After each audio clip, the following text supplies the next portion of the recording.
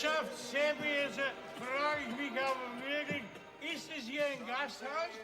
Oder ist es kein Gasthaus, hä? Gib doch mal ein Ruhrgreitmeier. Okay, Gori, sei doch so nett. Und sagten Sie, dass Sie mir noch eine Maß einschenken. Schau, dass du heimkommst zu deinen Alten. Du besoffener Kerl, du No. Ja, nichts mehr, es gibt doch nichts mehr. Aus, hast du.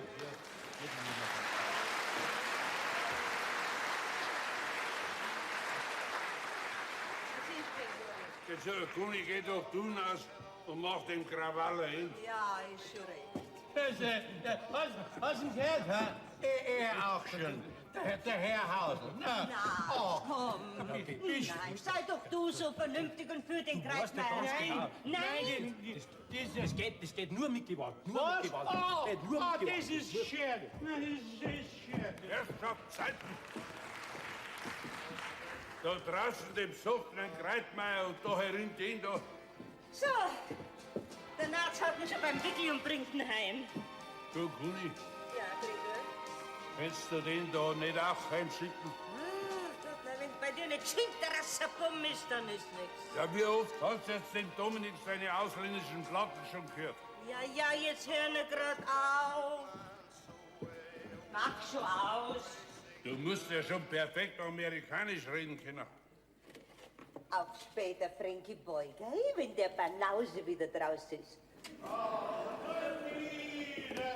Immer wieder. Halt, mal auf, Kreitmeier. Leid schon. Kuni, mach noch Fenster dazu. Jetzt schaust du aber, dass du heimkommst, Kreismeier, Narz, gewaltet Weißt du, wenn er nicht geht, dann geht er nicht, ne? Weißt du ganz genau.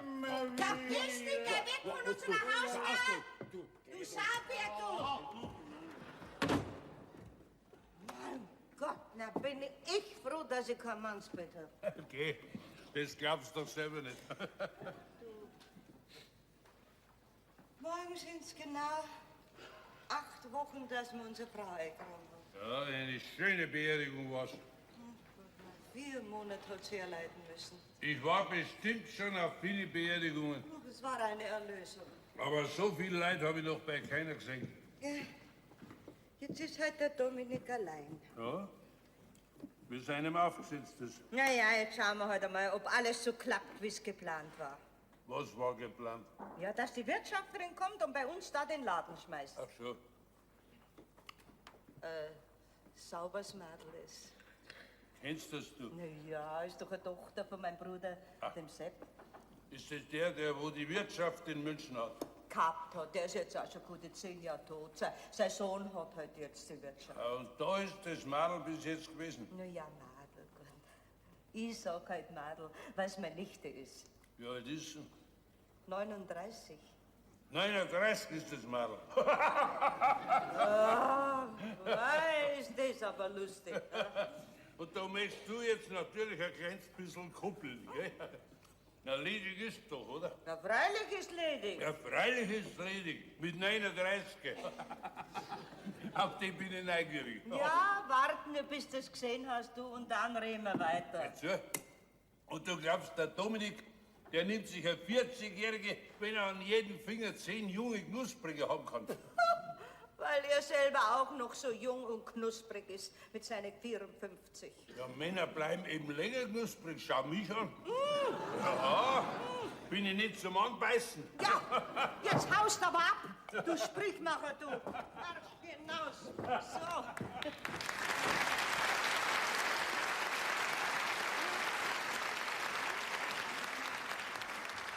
Macht der Gori jetzt da herinbrutzen? Na, der besoffene Greitmeier hat ihn in der Gaststube anpöbelt und jetzt ist er halt dann da reingegangen. Ja, ich meine ja nur, von mir aus macht der Brutzeit, wo er will. Sag einmal. Hä? Warst du beim Schani? Ja, warum? Man riecht's. Wenn du schon mal da bist, kannst du ja gleich eine Friktion angedeihen lassen, hat er gesagt. Und schon bin ich in seinem Stuhl gesessen und er war drin mit seinen 10 Fingern in meine Haare. Ach, wenn er nur nicht so ein gespinnerter Kasperl wäre. Na, geht. Schani ist schon recht. Ja. Ich hab gemeint, sie kommt heute. Ja, heute oder morgen, hat sie gesagt, wie es heute weg kann, gell? Im Hotel Kurfürst war es in München. Eines der ersten Häuser. No. Lassen wir uns überraschen. Ne? Ein sauberes Weiberlis. Ja, das spielt für mich keine Rolle. So was dann? Ja, ob's im Geschäft was taugt. Oder glaubst du, ich bin scharf auf ein Mittelalter? Ja, so ist recht. Jetzt fangst du auch noch an. Ja, was glaubst du, wie die Frau um die 40 heutzutage begehrt ist? So, ja. Ja, schau's doch alle an. Brigitte Bardot, dann die Romy Schneider, die Ursula Andres, Jane Fonda. Hast du das Filmlexikon auswendig gelernt? Wie kommst du überhaupt auf die Idee, dass ich ihn mal heiraten will? Ja, willst du vielleicht allein bleiben? Ja, das kann man doch jetzt noch nicht wissen. Ne? Ach, jetzt geht mir ein Licht auf. Ich soll wohl mit dieser Margit Meyer verkuppelt werden. Also, wie kommst du denn da drauf? Jetzt wird mir ja manches klar. Gar nichts wird dir klar, gell? Eingestellt hat's bekanntlich immer noch deine Mareseele, Ja, dass ja. dir das klar ist, Ja, gell? gut, ja, und es ist doch logisch, dass man jemanden nimmt, den man kennt und wo man weiß, wie man dran ist. Ja. Oder? Na also, die Margret hat die Hotelfachschule besucht und mit sehr gut abgeschnitten. Ja, ist sehr gut. Ja, sie hat in den erstklassigsten Häusern gearbeitet. Ich will's aber gell? bloß zu der Arbeit haben, deine Nichte. Und zu sonst gar nichts. Ach du Schlawutzi, dir kann man ja nicht böse sein. Guten Morgen. Ja, guck mal hin, Freund Ganselmeier. Haben Sie die Statistik schon fertig? Ja, da ist. Na, wie geht's deiner Mama? Hat sie die Rippenfellentzündung schon überstanden? Ja, Gott sei Dank. Ja, nehmen Sie doch Platz, Freund Ganselmeier. Danke. Möchten Sie was zu trinken? Oder ein Stück Kuchen? Um Gottes Willen, nein, das werfet meinen ganzen Kalorienplan durcheinander. So. Ja. Ja, wo Sie es denn können, möchten uns nicht allein lassen. Wir haben hier eine wichtige Absatzstatistik durchzuackern, gell? Gut, na geh ich halt, ne? Auf Wiedersehen, Fräulein Kuni. Wiedersehen. Pass bei auf, dass dir nicht der Gaul durchgeht beim Durchackern.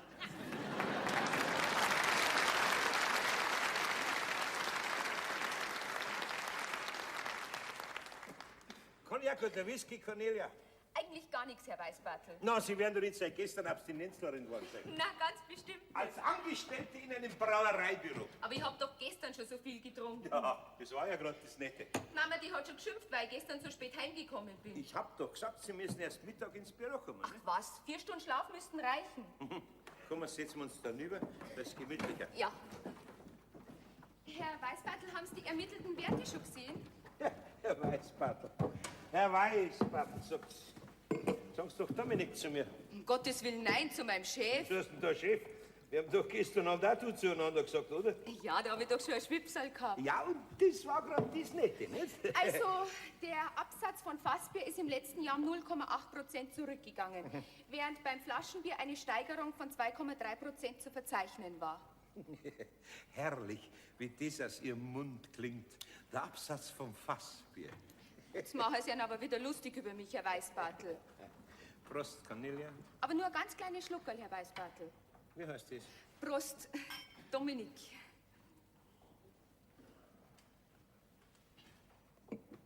Brav, wirst du einmal den Jeserwick und die blöde Absatzstatistik.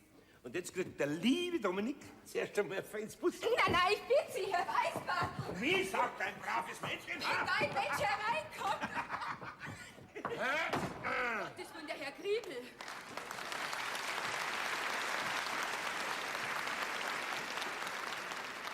Das wird doch Fangermandel spielen. Kannst du nicht anklopfen? Okay, ich hab doch noch nie angeklopft, wenn ich da reingegangen bin. Also dann, auf Wiederschauen, die Herren. Auf Wiedersehen, Freund. Ganselmeier. Ja, ganz normal, natürlich. Nicht? Ja. Eine Gedächtnislücke nehme ich an. Ja, wenn man älter wird, Dominik, lasst alles nach, gell? Wenn's du blöder Hund auf einmal da herinstehst. Hoffentlich kein bleibender Schaden. Du, vielleicht machst du mal eine Frischzellenkur. Entschuldigen Sie, ich habe meine Statistik vergessen. So. Ja, Entschuldigung. Ja, Statistik ist immer gut. Natürlich Statistik. Wir haben die Absatzstatistik durchgearbeitet. Aha, heißt mir das jetzt so? Und das andere, das war so eine Art Lockerungsgymnastik da um den Tisch rum. Oh, die Krampfhähner. Mir ist ja jetzt Temperament durchgegangen. Oh, dein überschäumendes Temperament. Dominik, sei fein vorsichtig, gell? Wieso vorsichtig? Liebesspiele mit Abhängigen, das ist strafbar, da gibt's einen Paragraphen. Wer wird denn gleich von Liebesspielen? Ja, Reden kannst lang, Dominik. Tun darfst es nicht. Du redst deinen Schmarrn daher. Dominik, du weißt genau, auf meine Verschwiegenheit kannst du bauen. Immer schon, gell? Ja, grüß Gott, Conny. Also das Mädel war ganz durcheinander. Was haben denn Sie schon wieder gesagt? Was? Ich? Ja, Sie! Ja, du!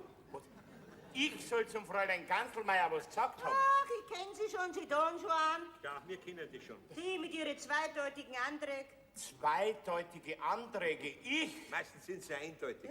Also, Fräulein Meier, Sie tun mir Unrecht. Ja, Sie, der plötzlich zu mir sagt. Sein eh und je sagt, der tut zu dir. Ja, weil er ein schlechtes Gewissen hat. Der hat doch gar kein Gewissen. Dominik!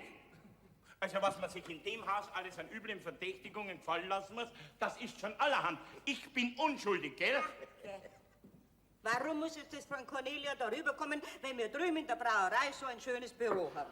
Ja, warum denn eigentlich? Du, das wird mich jetzt auch interessieren. Wo man doch so ein schönes Büro in der Brauerei drüben hat, gell? Ja, da wird man doch daran gestört, ne? Na, freilich. Im Büro, da bist du natürlich nicht ungestört. Da kannst nicht um den Tisch rumsausen, gell? Der Mensch bringt mich zur Verzweiflung. Also ich verstehe das auch nicht. Wir haben eine wichtige Sache durchgearbeitet, ne?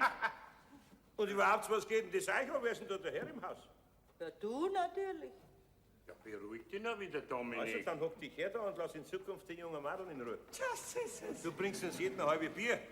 Du, bei euch zwei dreht Hand nicht um. Tja. Und ich, blöder Hund, entschuldige mich noch, dass ich in meinem eigenen Wohnzimmer mit einer Angestellten... Moment, die Kuhne ist falsch schon draußen. Mir muss diesen Schmarrn nicht erzählen, gell? Magst du einen Cognac, alter Tannschwan? Ja, nur her damit. Du, das war ja nicht schön von dir, dass du mir jetzt nicht geholfen hast, gell? Da habe ich mir schon einen extra großen verdient. Naja, also, schauen wir mal. Ne? Ja, nur ein bisschen nein, Nein, bitte ist lang. Was schaffst du? Gar kein Lippenstift. Da. Oh, Prost.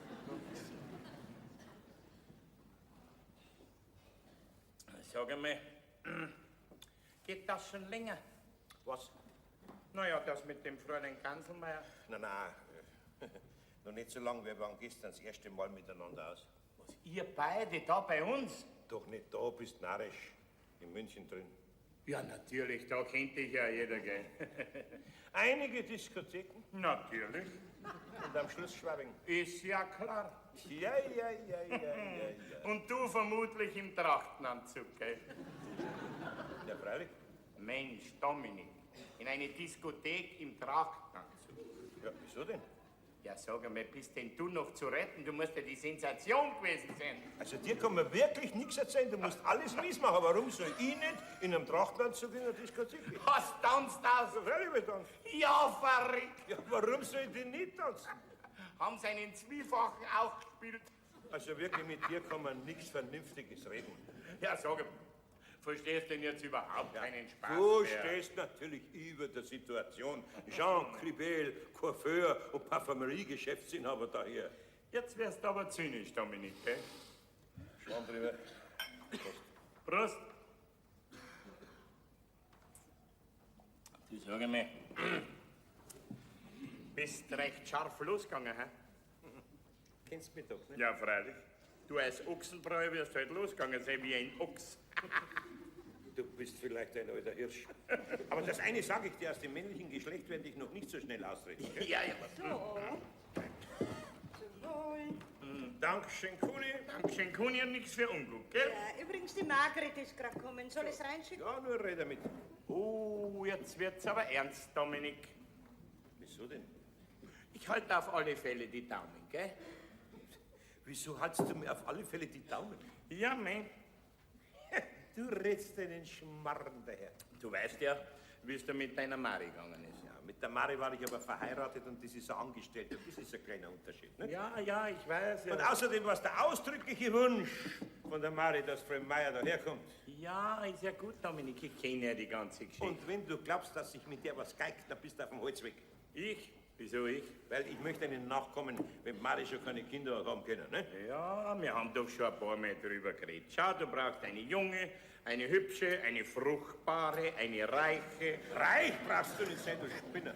Ja, also gut, dann nur jung, hübsch und fruchtbar. Mit dir kann man nichts Aber reden. jetzt komm nur. Grüß Gott. Grüß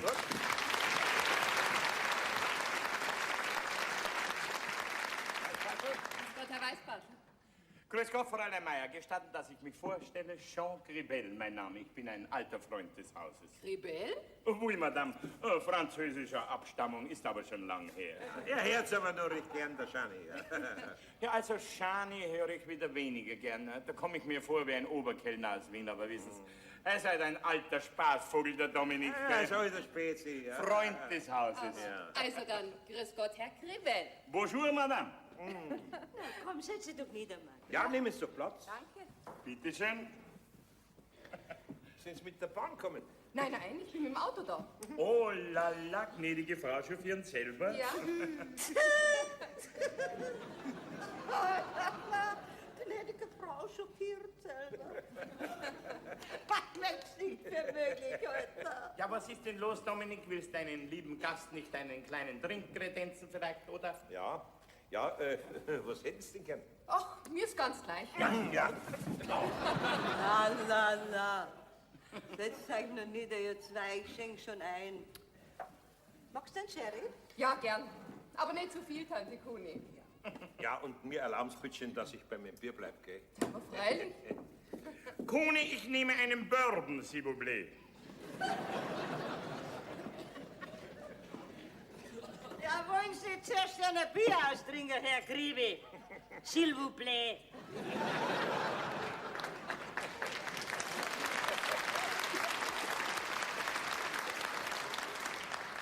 Also dann, Prost und willkommen. Danke. Prost. Prost. Oh, darf ich vielleicht noch ein ganz kleines Schlückerl nachschenken? Ja, aber nur ganz kleines. Bitte sehr. Danke. Madame, à la votre santé. Prost.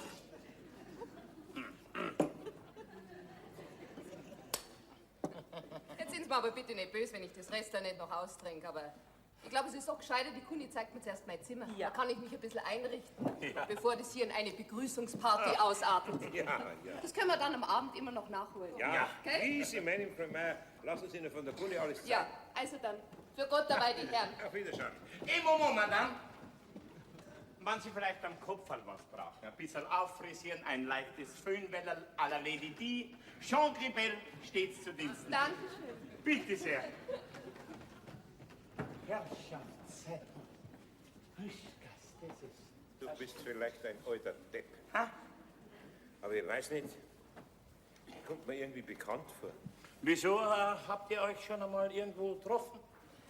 Ich glaube nicht, aber irgendeine entfernte Ähnlichkeit. Mensch, Dominik, diese Frau ist einmalig. Du, die hat eine Ausstrahlung wie die Venus. Ja. Ich brauche aber keinen Himmelskörper, ich brauche eine Wirtschafterin. Du brauchst mit deinen 54 Jahren und dem Mordsbetrieb natürlich wieder eine Frau. Herrschaftszeiten, Dominik, du kannst doch nicht als Witwer versauern, oder? Was heißt denn da versauern? Aber du weißt doch ganz genau, alter Spezi, dass meine Frau 6 Jahre älter war wie ich und das Heft ziemlich fest in der Hand gehabt hat. Weiß ich, sag's nur gerade raus, dass du unterm Pantoffel Ja, standst. bitteschön, meinetwegen, aber jetzt kannst du mir's doch nicht verdenken, wenn ich in Punkt der Weiblichkeit, also sagen wir mal privatin, an ein bisschen was Jüngeres denke. Ein bisschen ist gut, Dominik. Du möchtest ja am liebsten gleich einen Teenager. Dominik, das ist vermutlich die Midlife-Krise. Aha, hast du da Erfahrung? Na, mein Lieber, sowas kenn ich nicht.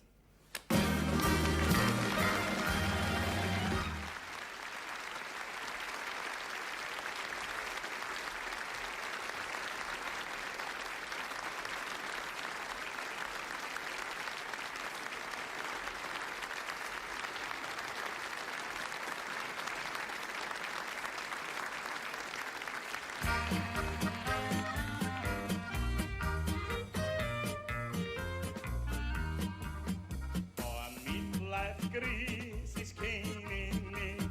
Ich bin ein rescher Bursch. Das ist schon über 50er bin, das ist mir völlig wurscht. Vor Durchschlusspanik hab ich nicht, ich fühl mich immer jung. Verehre ich ein Weiberleib, dann komm ich leicht in Schwung. Vor Hadel ist mir ausgefallen nun, die Schläfen sind kaum grau. Mit einem Wort, ich bin als Mann die allergrößte Schau. Wenn man's Leid nicht so einbrüht wär in jedem Lebensalter, warum fühlt sich immer noch wie ein Zitronenkäufer? Ein Weib in seine Jahre halt wär für alt und best und recht. Und dabei merkt er selber nicht, wie schier er ist und kann nicht. Mein König ist, verstehst du nicht, als reif gewordene Frau. Bei uns ist ein Mordsunterschied, wenn ich in den Spiegel schau. Schau mir zwei in den Spiegel hinein, dann sind wir gewiss ganz baff. Dann siehst du, wer neben deiner steht. Ein eitler alter Aff. Heute bist du ja wieder besonders freundlich zu mir. Kein Mitleid, Krisis kenn ich nicht, es ist fast nicht zum Glauben. Ich fliege gern als Räuberich, am liebsten zu die Dau. Zu dir jedenfalls nicht, und ich das sage dir, du kannst mir jetzt höchstens einen Kaffee kochen. Remme.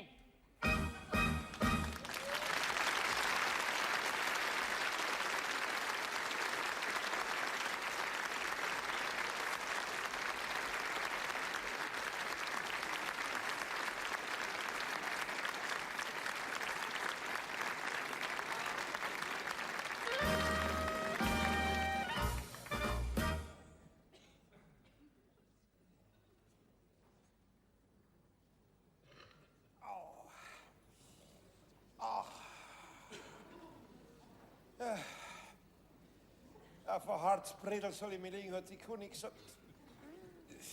Aber das nutzt selbst auch nichts. Bonjour, Madame. Servus, Dominik. Grüß dich. Ja, was ist denn mit dir los? Wieso liegst denn du auf dem Tisch? Mensch, mir tut's vielleicht bei Kreisweh. Ja, ein altes chinesisches Sprichwort sagt schon, wenn's hinten weh Du, tut, jetzt dann hör soll mal man auf mit den vorne... alten chinesischen Sprichwörtern, sondern hilf mir lieber runter Ja, vom ja. Tisch. Mein Kopf ist wie aufpumpt. Halt! Dominik, bleib liegen. Nein. Mir fällt was ein, das werden wir chiropraktisch packen. Was willst du machen? Chiropraktisch packen. Du, da bitte nicht, weißt du, das Bleib ist liegen, mit die sag Bandscheiben, ich. mit die Bandscheiben Bleib ist- liegen, wenn das mit die werden wir... Bandscheiben ist nicht zum Nein, Schlagen. Aua. bleib liegen, das werden wir Au. gleich haben. Nein. Ich hab da eine gewisse Erfahrung. Pass auf, Pass auf. fangen wir gleich mit den Das hat er doch Fußreflexe verwehrt. an. Moment. Unterschenkel, Kniescheibe, Oberschenkel. Auf. Ja. Du darfst dich natürlich nicht wehren. Locker, entspannen. Einen anderen her. Jetzt. Aufhören! Unterarm, Ellenbogen, Oberarmreflex. So. Und jetzt packt man Corpus Delicti. Pass auf, gell? Ja, reiß dich doch zusammen. So, Moment. Und jetzt kommt's Kopfball dran. Das wird jetzt ein bisschen wehtun. Pass auf. Also. Aufhören! Warte mal. So, da. Jetzt langsam herunter. Vorsichtig. Langsam, pass auf, dass da nichts rausspringt. Der Tisch liegt auf. Stützt. So, wenn du stehst, sagst du mir's. Ja, jetzt. Stehst jetzt? Ja. Dann packen wir den Abschluss, Chris. Was denn noch ist? Centrus nervicalus.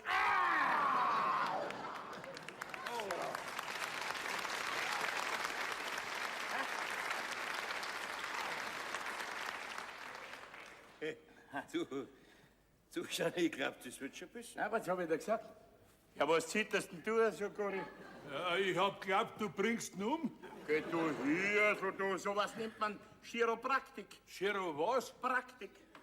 Nein, im Ernst, Schani? Hä? Ich glaub, das ist gut. Hey, jetzt sagst du nichts mehr. Dominik, da ist dein Bier. Ja. Mir ist das zusammengefallen. Das kannst du selber saufen, gell? Dankeschön. Schier Rocco, mag ich sagen, und wuselten rum wie der Bäcker sein Teig. So. Du, Schani, Hä?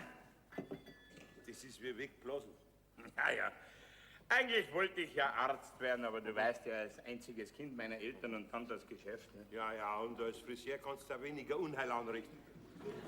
Da wächst alles wieder nach. Ja. Du musst natürlich alles ins Lächerliche ziehen. Jetzt, wo ich dir geholfen Ja, habe. also, Prost, Schani. Prost.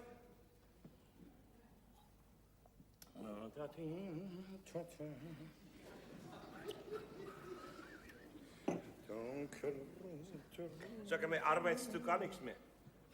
Heute ist doch Montag. Ruhetag der Coiffeur. Ach so. Und was ist mit dem Squash? Ach, das läuft mir nicht davon. So. Da warst du aber am Anfang so begeistert. Ja. Mit vielen tollen Bienen, die da spielen, nicht? Ja, weißt du, Dominik, es sind auch sehr viele tolle Wespen dabei. Ja. Ja, 52 wirst du jetzt, gell? 53 werde ich. Sag aber der Frau Margret nichts, gell? Wieso denn? Ja, ich habe zu ihr gesagt, ich bin 46. Da legst du nieder. Wieso denn? Ich schau doch wesentlich jünger aus, oder? Ja. Warum hast du nicht gleich gesagt, du bist 36? Ach, hör doch einmal mit dem Blödeln auf. Prost, Gianni. Prost. Durchtrainierter Sportstyp wie ich, gell? Mit der Wampen da. Ja, du musst reden mit deinem Knädel, Friedhof.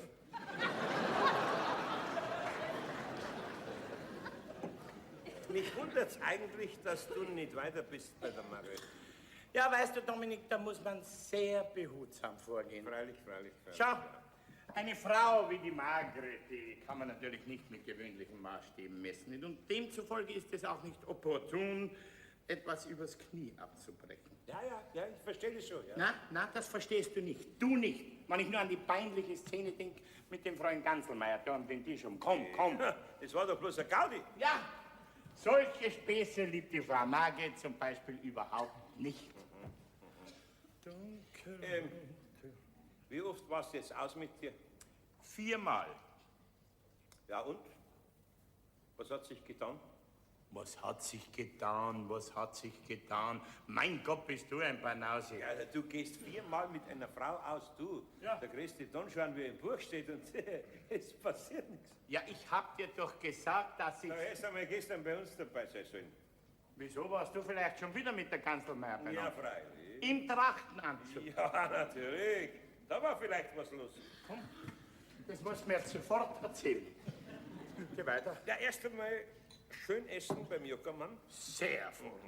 Dann ein Pummelkreuzung quer durch Schwabisch. Ja, was? Und am Schluss Teilnahme an einem Wettbewerb im Rock'n'Roll-Tango.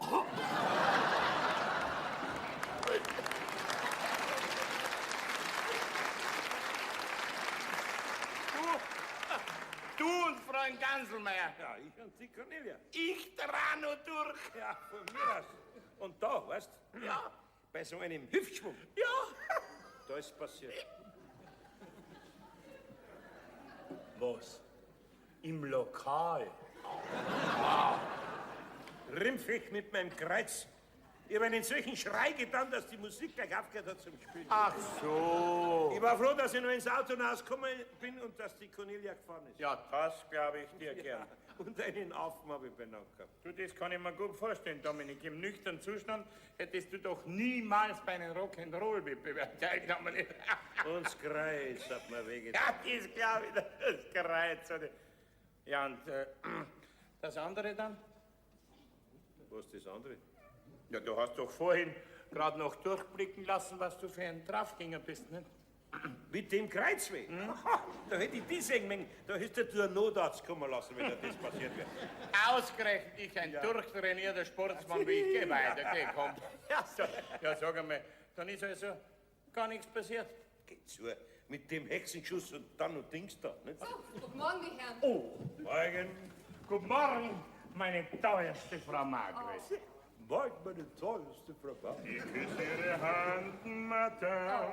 Das braucht's aber nicht. Ach, wie eiskalt ist das Händchen. Nein, die schönen Rosen, Herr Krepel. Ach, ist doch nicht der Rede wert. Zum Dank für den gestrigen Abend. Oh, pst. Sie haben mich überglücklich gemacht. Ich bin gleich wieder da, Herr Krebell. Ich tu's nur schnell in der Vase. Ja. Okay?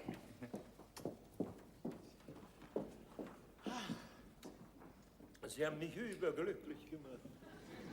Ja, von einer gepflegten Konversation hast du natürlich keine Ahnung, gell, Dominik? Wie eiskalt ist die Hände? Ich werde einmal was sagen, lass mich nur die gepflegte Konversation machen, dann lass ich dich die Jungen ganz an Hör Tisch doch rum. auf mit Der dem redet doch keine Sparte. Was ist denn da? Ja, Sie haben ja heute einen freien Tag, Herr Krebell. Ja, und deshalb wollte ich mir erlauben, Sie zu fragen, ob Sie nicht vielleicht Lust hätten, mit mir eine kleine Spritztour nach Müngen zu machen. Ich würde mich überglücklich schätzen. Aber Herr Krebell. Sag's doch schon zu mir, s'il vous plaît, Madame. Gucken wir uns hin. Ja. Herr Krebell, ich bin hier beim Ochsenbräu angestellt. Ja, ich weiß. Ja, und bekomme mein Gehalt bestimmt nicht dafür, dass ich mit Ihnen Spritztouren mache. Also, Frau Margit, dass wir da was klarstellen. Sie können sich jederzeit freinehmen, wenn es der Betrieb erlaubt. Anders mal wird es dann wieder später, ne? Na also, er ist doch kein Ausbeuter. Nein, nein, da fangen wir gleich gar nicht an mit sowas. Sie und bei einer schönen Frau kann der liebe Dominik schon gar nicht Nein sagen. Gell, Domi? Das ist vielleicht ein alter Schmarrer. Sie, ich habe da eine andere Idee. Vielleicht reiten wir heute Nachmittag aus. Im Reiterhof zu Bulling leihen wir uns 2 Pferde. Aber Herr Krebell, ich kann doch nicht reiten, wo denken Sie denn hin? Durch die Wälder, durch die Auen, ach, die Leute werden schauen. So, da ist jetzt der Niki. Ja, grüß Gott. Da bist du ja endlich. Grüß die Bur. Grüß die Mama. Ja, Moment einmal. Ich hab gemeint, das ist Ihr Neffe. Wieso sagt denn der Mama zu Ihnen? Nein, das ist eine lange Geschichte. Naja, so lang ist die Geschichte auch wieder nicht, Tante Kuni. Das ist nämlich so. Du, ich glaube, dass das die Herren gar nicht so sehr interessiert. Doch, Frau Margret, das interessiert uns sogar sehr, gell, Dominik? Ja, das würde ich schon sagen, aber jetzt sagen wir zuerst einmal gescheit Grüß Gott zueinander. Grüß Gott. Sie sind also der Herr Weißbartel. Du bist also der Herr Niki. Ja, aber ich habe Sie schon irgendwo gesehen. So. Sie kommen mir verdammt bekannt vor. Ja, also ab und zu komme ich schon rein nach München, ne? Nein, ich glaube, ich habe Sie schon öfters gesehen. Ja, also nicht, dass ihr wisst. Aber ich komme schon noch drauf. Naja, Niki, und das ist der Herr Krebell. Jean Ebel, mein Name. Hab schon gehört von Ihnen. So, das freut mich aber. Na komm, setz dich doch nieder, Bub. Der Gori bringt gleich die Weißwürste. Ja, das ist eine gute Idee. Gori, bring Weißwürste. Ich bin schon unterwegs. Ah, da kommt er schon. So. Und die Teller bringe ich auch gleich. Ja. Ja, also ich is nix, gell. In meinem Alter muss man mit dem Essen sparsam sein. Ja, also ich kann jetzt leider auch nicht. Kuni, das war ein guter Einfall von dir. Ja, daher, der Herr Griebe sagt wieder du zu mir. Was so ein paar Weißwürste ausmachen? Aber gehens, Freund Kuni. Sag doch immer du zu ihnen. Das ist gut, Herr Kriebel. Oder Kribel, Gribel, bitte. Aber was ist gut? weil Sie gesagt haben, ich sag doch immer du zu Ihnen. Ach so. Die Weißwürste sind heute vom Metzger Hofmeier. Ja, der macht bei uns heraus die besten. Greif's nur zu. Ja, sind ja nur da. Lass mir gleich deine Knoten heraus. Oh Gott, Tante Kuni. Gori, da, schau her. Da, Danke, Frau Margret. bitteschön. Der hat doch schon Brotzeit gemacht. Eine Weißwurst springt mir immer nur unter. Du sagst es, Dominik. So. Danke. Mama, magst du ein Stücke? Na, danke schön. Hast Angst, dass ich verhungert? Ich trag mein Leben lang ein Pfund zu viel mit mir rum. Aber gehens, Frau Margret, wie kommen Sie auf diese absurde Ja, denn Idee? Sie sind doch genau richtig. Das sag ich auch. Eine richtige Mutter darf ruhig ein paar Pfund mehr haben. Ja! Ja, da hat er recht. Aber Spaß beiseite. Wie ist jetzt das mit dem Neffen, der zu Ihrer Mama sagt? Ja, das ist nämlich so. Mit dem es aber gern von der Tante selber erfahren. Da soll es halt die Margret sagen. Tja, mei, wo fange ich da an? Am besten von vorn. Ja. Am besten da, wo der Schwester wieder heimgekommen ist. Ja. Also, ihr Verlobter ist beim Verkehrsunfall ums Leben gekommen. Oh. Ja, das Aufgebot war schon bestellt und er war halt auch schon unterwegs. Ja. Ihren Dienst hat sie aufgeben müssen und dann ist sie halt wieder heimgekommen. Naja, nach 6 Monaten ist er dann da gewesen, aber bei seiner Geburt hat es leider eine Komplikation gegeben und seine Mutter ist gestorben. Naja, und von da ab war er einfach mein Kind. Da hat Mama zu mir gesagt und dabei ist dann auch geblieben. Hey, Niki, du. Ja. Du, Tante Kuni, du kennst doch die alte Geschichte. Es ist halt immer wieder so schön traurig. Es ist doch schon so lange her, Tante Kuni, fast 23 Jahre. Ja, und? Weiter? Ja, mei, da gibt's nicht mehr viel zum Erzählen. Der Bub ist nach der Volksschule 2 Jahre auf Handelsschule gegangen und dann ist er in der Lehre gekommen. Ja, ich bin Koch. Oh. Ah, Koch ist er, da schon her. Ja. Ich bin in einer Wirtschaft aufgewachsen. Ja, beim Sohn von meinem Bruder. War es natürlich naheliegend, dass er Koch lernt. Genau. Ja, Moment einmal. Dann ist ja die Kuni eigentlich ihre Großtante. Ich sage Tante zu ihr, genau. Ja, das ist mir schon lieber gut. Gell? Naja, mit 20 hat er ausgelernt und jetzt ist er schon 2 Jahre lang beim Jockermann.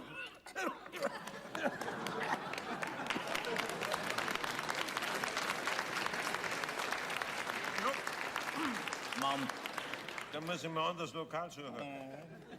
Ja, ihr wisst schon, wer der Jockermann ist. Ja, nicht, wenn wir es wissen. 3 Sterne. Ach, da gibt's zwei gar nicht so viele Lokale, die 3 Sterne haben. Mag kein Cognac, Niki. Freilich, gerne Nur Weißbratzel. ganz wenig, Dominik. Ja, ist halt ein rechter Jungverderber, der Dominik. Geldfreund Kuni. Jetzt sagt er wieder Sie zu mir. Komm, Margret, tragen wir das Geschirr. Ja, Darf ich Ihnen ein bisschen behilflich sein? Ja. So. Irine, so, danke schön, Herr bitte Grebel. sehr.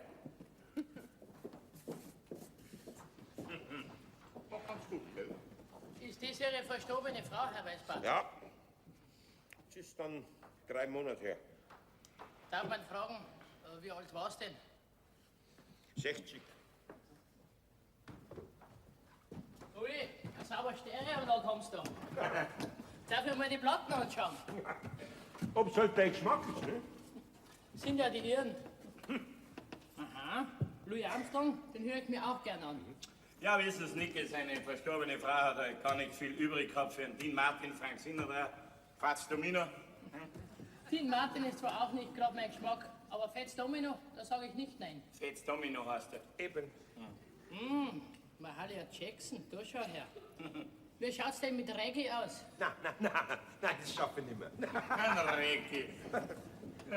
Schaut sich der Niki unsere Stereo an. Das glaube ich, dass die das interessiert. Conny, da steht der Schnaps am Tisch, schenkt er nicht. Doktorchen, Prost. Prost. Herr Weißbartel, Ihre Brauerei und Ihren Gutshof hätte ich mir auch noch ganz gern anschauen. Ja, dann gehen wir doch gleich. Ja, und ich leiste inzwischen den Damengesellschaft. Also, mein Gott. Du gehst schon auch mit. Ja, aber ich kenn doch schon alles, Dominik. Du gehst mit. Der Gescheitere gibt nach, Herr Grebel. Oui, Madame. Oui, Monsieur, da geht's. Ja, ich weiß es ja.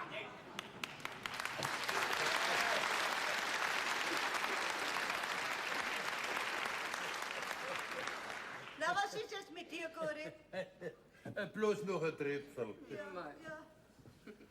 Da schau her, Guri. So, Vergesst gut. Oh, und jetzt aber ab. Du alter Säufer, du.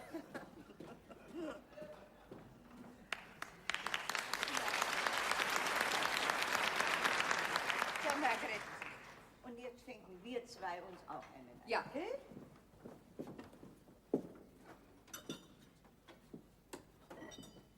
Jetzt komm her. so. Okay, Also, so. Prost. Prost, Tante Kuni.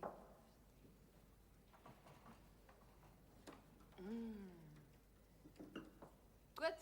Ja. Du, sag mal, war das jetzt richtig so, wie ich die Geschichte erzählt habe? Ja, das war ganz recht so. Sag, wann willst du es jetzt am Niki sagen? Zeit wär's. Ja, und wie bringen wir es an Dominik Ja, bei? jetzt nicht so hudeln, Tante Kuni. Zuerst muss einmal der Niki erfahren. Na ja, Morgen sag ich's ihm. also. Ja, du, das ist nicht so einfach. Ja, freilich nicht. Der Bub glaubt ja immer noch, dass sein Vater verunglückt ist. Er war schon 12, wie er mich zum ersten Mal gefragt hat, wer sein Vater ist. Ja, Kuni, für ihn war sein Welt in Ordnung. Mein Bruder, sein Onkel war da, meine Schwägerin Sophie und ich, seine Mama. Ja, der Opa war ja die ersten 11 Jahre auch noch da. Genau. Na, da ist der Vater natürlich nicht abgegangen. Na, es war schon richtig so, dass du ihm die Geschichte mit dem Unfall erzählt hast. Naja, dass ich seine Mama bin, das war ja für ihn sowieso sicher. Warum hätte er daran zweifeln sollen? Freilich. Naja, aber dann hat er für seine Lehrstelle eine Geburtsurkunde gebraucht und da ist dann aufgekommen. Naja, dann habe ich ihm gesagt, dass ich nicht seine Mama, sondern seine Tante bin. Kunin hat der große Bur, du, der war ja damals schon über 17. Er hat so geweint und geweint. Es war furchtbar. Hör auf, Margret. Dann hat er sich immer so an mich hingedruckt. Dann hat er immer gesagt, Mama, sag doch, dass das nicht wahr ist. Hör auf, wie konnten Sie mal hören? Ach, Kuni. Du, wir zwei werden aber auch nicht mehr gescheiter. Weinen da wegen Sachen, die längst vorbei sind. Ich darf gar nicht mehr dran denken. Damals, da herin was. Mari ist da gesessen, wo du jetzt sitzt. Ja. Setz dich nieder, hat sie gesagt. Also noch nie hat sie mir gesagt, ich soll mich niedersetzen. Ja. Ne? Ja, was ist jetzt los? Weil man denkt, ich habe ja gar keine Ahnung gehabt. Ne? Und dann hat sie es gesagt. Mena ist vom Dominik schwanger. Also ich habe geglaubt, ich höre nicht recht.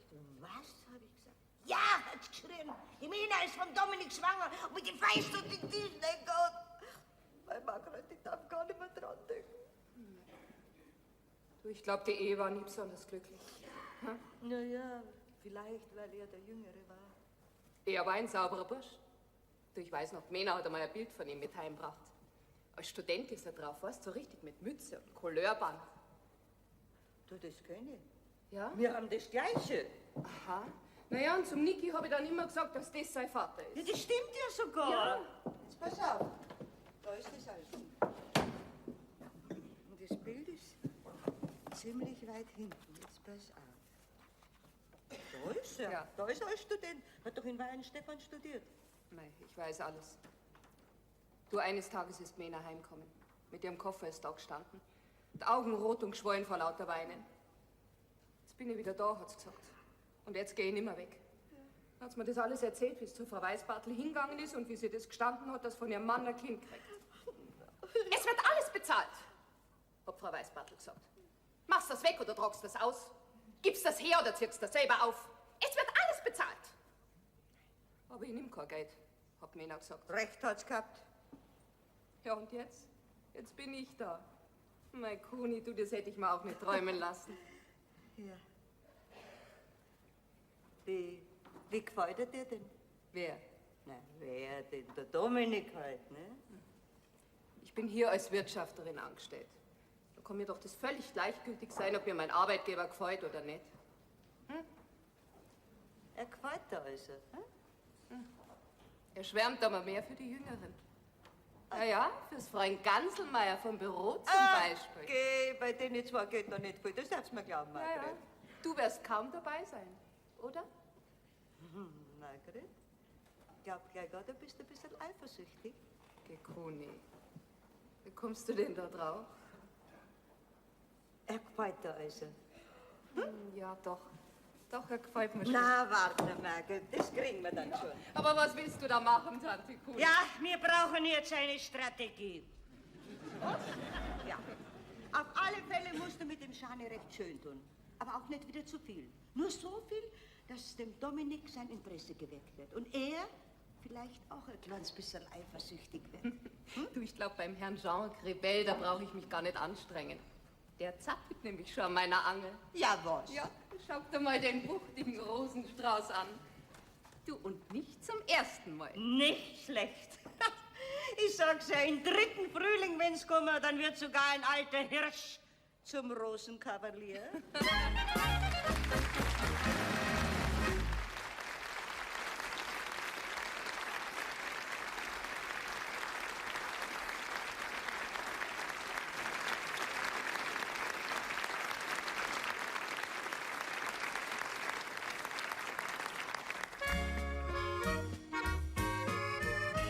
Ja, wird so ein Mannsbrüting gar nimmer gescheit. Ein 50er am Buckel, aber Kupfer derns weit. Kaum senkst wo er weibertswärts Herz wieder jung. Drauf Grünzleiern, Gusto und Hamm an Mordsschwung. Doch sonst zwickt's der weder am Beut da und Beut dort. Bloß wenn's recht verliebt sind Schmerzen gleich fort. Da treibt's ja nicht Eigel gleich raus und das wird. Da wird sogar ein alter Hirsch zum Rosenkavalier. So ein älterer Esel, der geht gern aufs Eis. Er möcht von einem Mädel ein Liebesbeweis. Er lasst sie's was kosten und schenkt ihr einen Schmuck. Sie nimmt ihn mit Dank an und weist ihn nicht zurück. Doch wie er dann endlich ums Handel heut an, da sagt sie ganz ehrlich, ich hab schon einen Mann. Frau schmeißt in die holde Braut hinaus zu der Tür. Das was davon, du euder Dirsch, als Rosenkavalier. Ich war auch ein Jungsmadel, damals vielseits begehrt.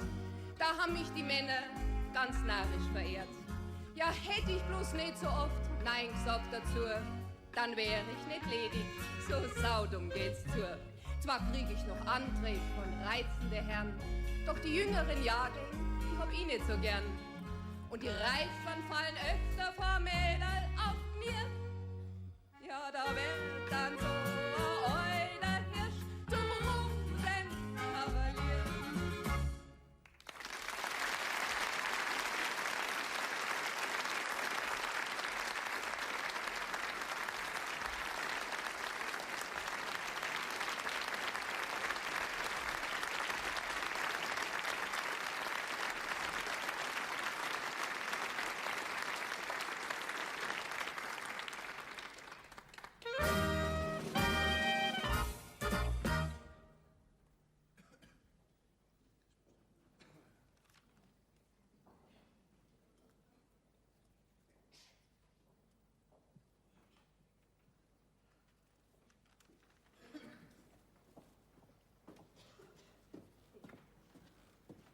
So, da kannst du jetzt raussuchen, was du magst. Kaffee, Bier, Wurst, Semmeln. Nix zum Essen, Gori. Bitte nix. Ja, nachher lass halt stehen.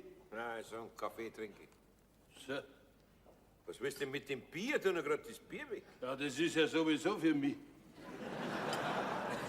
Prost.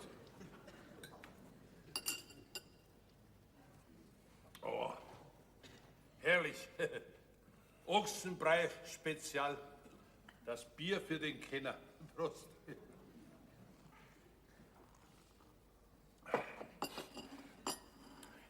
Um 2:30 bist du wieder heimgekommen, gell? Jetzt brauchst du bloß noch sagen, dass du auch aufpasst, wenn ich heimkomme. Ja, was heißt denn da aufpassen? Du warst ja laut genug. In meinem Alter hat man den Schlaf nicht mehr so tief. Die Kunin lauert auch. Ich lauere ja nicht. Aber wenn du zuerst die Treppen halb rauf und wenn du nachher drum bist, wieder halb runterfällst, naja, da ist doch kein Wunder, wenn das ganze Haus aufwacht. Wo sind sie denn überhaupt alle?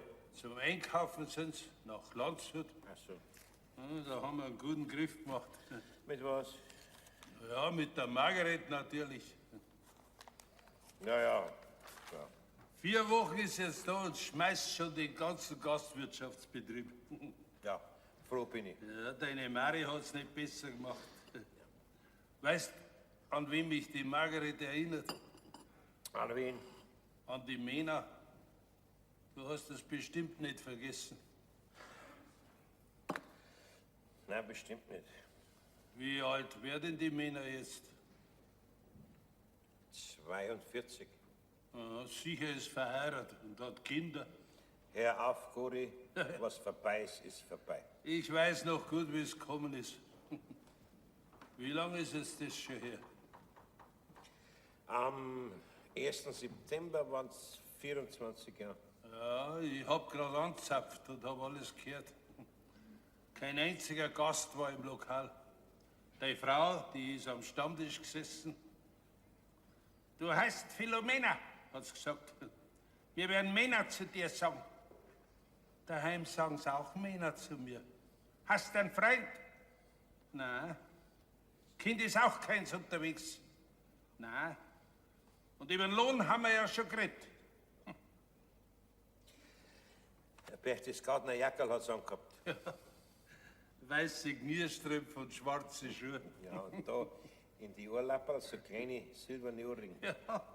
Und die Haare, die waren mit einem schwarzen Bandel zusammengebunden. Ja. Und dann höre ich deine Mari weiter. Ist er doch recht, wenn man du zu dir sagen? Ja, freilich. Du bist da als Kellnerin und nicht als eine Mirdame, das ist ja doch klar. Ja, freilich. Nicht, das geht wie mit der vorigen Bedienung. Das da ist ein anständiges Haus. 8 Monate warst du da. Und dann warst du von heute auf morgen verschwunden. Vom ersten Tag an war ich verliebt in das Mädel. Ja. Ich, alter Depp. Ich hab's schon gemerkt, ja. Jetzt, dich hat's ja noch viel Ärger gehabt. Ja, das glaubst du. Ja, Dominik, wenn du jetzt die Zeit zurückdrehen kannst, was das denn dann machen? Gori, man kann die Zeit nicht zurückdrehen. Ich meine auch bloß. Na, hör auf, ich will nichts mehr davon hören. 3 Briefe habe ich geschrieben und habe keine Antwort gekriegt. Naja, logisch. Ich war ja verheiratet. Und das war ein reiner Zufall, gell? Ich Ja, mach grad die Malzkammer dir auf. Ne? Ja. Wer ist drin? Ja, ist schon recht, Gori, jetzt hör noch wieder auf. Ja, ich habe ja keine Ahnung gehabt, dass da wer drin sein Nein, könnte. nein, du hast nicht gehabt. Ja, ja. Wenn ich gewusst hätte, dass es hier zwei seid, Ja, Gori, es ist ja dann gut. wäre ich natürlich nicht Ja, jetzt hör noch wieder auf. Ich hätte leicht ihr Vater sein können. Oh mei, der Mensch ist doch ein Rindviech, solange er warm ist.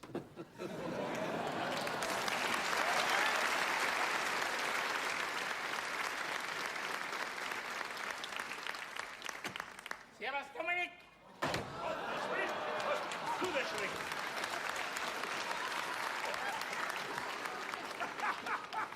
Ja, wärst du überhaupt nicht mehr gescheit. Geh, du schaust! Ja. Wieso du? Ich huldige jetzt dem Radrennsport. Ich bin eben vielseitig, nicht? Vielseitig damisch bist du. Du, keine Verbalinjurien, wann ich bitten darf. Ne? Kann man bei euch was trinken kriegen? Ja, bitteschön, da draußen. Hallo Wirtschaft! Eine Maß Spezial! Heute ist zwar Ruhetag, aber weil das du bist, Scheini. Danke, Gori! Und?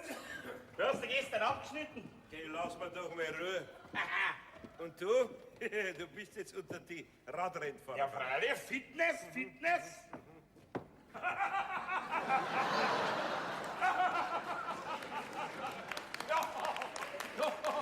dein Bier. Jetzt möchte ich schon wissen, was da zum Lachen gibt. Das möchte ich wissen. Ja, du natürlich auch.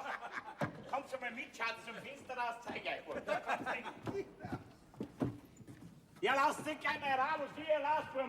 Und, was sagst du zu dieser Rennmaschine? Ja, also ich bin sprachlos. Gell? Wie ist jetzt das? Glaubst du, dein Hausl ist doch ein selten blödes Exemplar? Wie ist jetzt das mit dem Sattel? Ja, das ist natürlich ein Rennsattel, Gori, nicht? Ja, ich meine ja, wenn du da drauf sitzt. Ja, was soll denn das sein? Ja, sieht man da überhaupt noch was von dem Sattel, wenn du da drauf sitzt? Oder verschwindet der ganz in deine Eingeweide? Ihr seid vielleicht ein paar blöde Hirschen. Völlig unsportlich, ist ja wahr auch. Man braucht euch 2 bloß anschauen. Und das mag er sagen mit der Wampen. Du gibst doch zu, dass du 20 Pfund zu viel hast. Nein, Dominik, mein Gewicht stimmt haargenau. Ein bisschen zu klein bin ich halt dafür. Ne? Ja.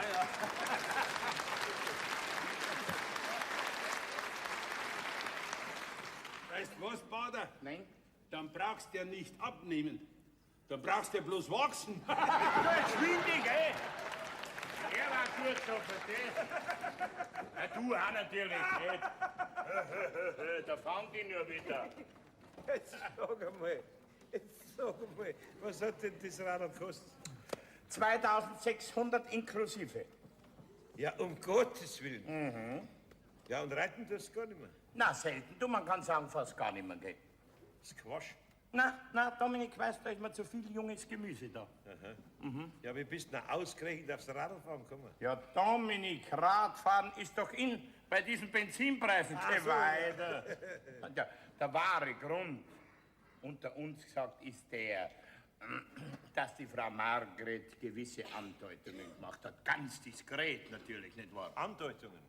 Was denn für Andeutungen? Ja, bezüglich meines Körpergewichts. Ah, dass du zu fett bist. Ich und zu fett. Also weißt du, Dominik, manchmal hast du schon eine vulgäre Ausdrucksweise. Dass du aufs Gymnasium gegangen bist und später auch noch studiert hast, nicht zum Glauben. Ja, jetzt hör nur wieder auf mit dem Schmarrn. Ich habe natürlich nicht Medizin studieren dürfen, meinen Wunschtraum erfüllen. Ich habe das elterliche Geschäft übernehmen Ja, müssen. gell? nicht ablenken, Gianni. Wir haben von dem Ranzen geredet. Okay. Du glaubst ja gar nicht, wie diskret und gefühlvoll sie mir zu verstehen gegeben Dass hat. dein Ranzen zu groß ist. Bei dir ist Hopfen und Malz verloren. Und jetzt das Radl fahren. Ja, selbstverständlich, du, ich werde was sagen, nach jeder Fahrt wiege ich so circa 1 Kilo weniger. Aha. Und saufst gleich ein Mastbier drauf. Logisch, aber erst nachher wiegen. Prost! Ja, aber bevor du jetzt da trinkst, müsstest du dich eigentlich bei der Frau Margret anschauen lassen, ne? Ach, die Frau Margret. Das ist eine Frau, sage ich dir, eine Grande Dame. Eine Grande Dame? Ja. Mit anderen Worten, du bist noch nicht weiter bei ihr. Meinst du? Wie hast denn du dann gestern abgeschnitten? Bei der Mademoiselle Gansel-Mayer? Ach so. Ja, ich bin gestern ein bisschen früher gefahren und bin noch in Hackelbrei im Freising eingekehrt. Moment einmal, ich glaubt, ihr wart in Schwabing. Natürlich waren wir in Schwabing. Ja, und da bist du schon früher gefahren? Ja, weißt, der Niki ist auch gekommen. Der Nick ist auch? Ja, da legst du ihn Der ist zufällig in das Lokal gekommen. Ne? Ach so, zufällig, ganz zufällig. Ja, ganz zufällig. Und ich habe ihm nur gesagt, er soll sich zu uns am Tisch setzen, weißt, war ja nicht schlecht. Mein Kreuz hat mir noch wehgetan. Und da war es ganz gut, dass die Cornelia jemand gehabt hat zum Tanzen. Nicht? Ja, ist ja klar. Und noch dazu einen, der es kann. Nicht? Ja, und dann bist du gefahren. Ja, und dann habe ich noch bis 2 Uhr Schafkopf gespielt und dann habe ich mich heimfahren lassen. Weil du voll warst, wie eine Strandhaubitze, gell? Ja. Ach, so ist die Geschichte. Ja. Du und ich haben mir schon Gedanken gemacht, was ich euch zwei zur Verlobung schenke. Es gibt ja noch nur andere junge Mädel, ne? Da hast du recht, Dominik. Prost! Ja, Prost. So. Und jetzt sei mir ehrlich zu deinen alten Spezi. Oder das ausgespannte Niki, mir kannst du ja ruhig sagen. Also direkt ausgespannt kann man nicht sagen. Danke, Dominik, danke. Du brauchst gar nicht mehr weiterzureden. Ich weiß Bescheid. Gott sei Dank kann mir das bei der Frau Margret nicht passieren. Weißt du, die Beziehungen von der Margret und von mir, ich weiß nicht, ob du mich richtig verstehst, die sind ja weitgehend platonisch zu nennen. Was denn? Weitgehend platonisch. Ja. Geh weiter, alter Spezi. Geben wir es doch zu, wie es ist. Was? Wir beide haben nicht die Erfolge, die wir eigentlich verdienen. Und deswegen schauen wir uns ganz schnell nach was anderem. Hä? Ja, du vielleicht, Dominik, du. Ich nicht. Ich werde weiterhin um die Gunst meiner auserwählten Buhlen, so lang, bis sie mich gehört hat, und dann...